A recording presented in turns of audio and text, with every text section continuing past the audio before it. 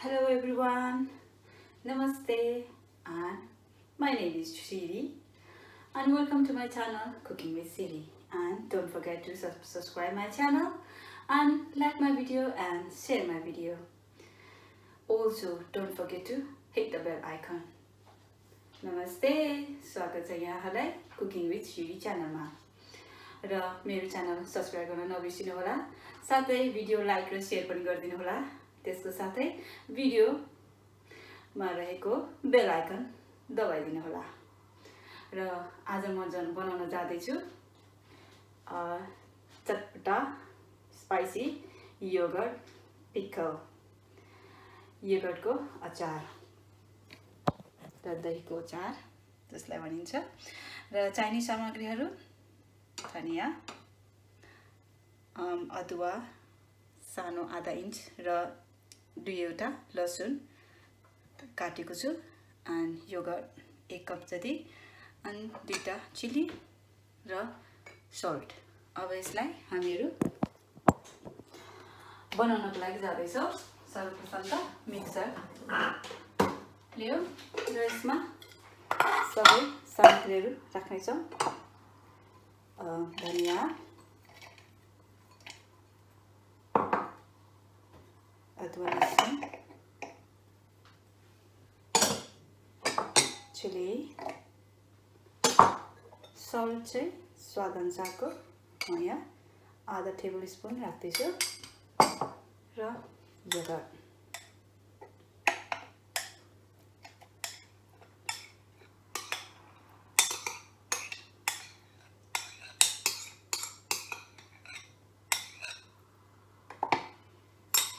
अब यसलाई म ब्लेन्ड गर्न जाँदैछु।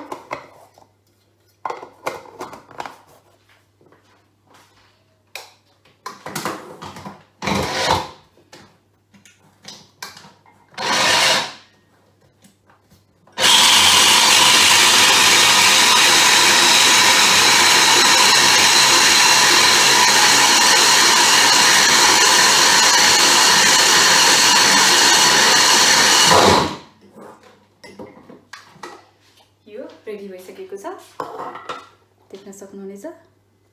सरी, अब त्यसलाई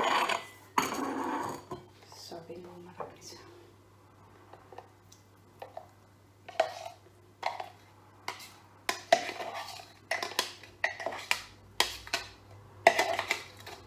साह्रै सिम्पल, खानाको साथमा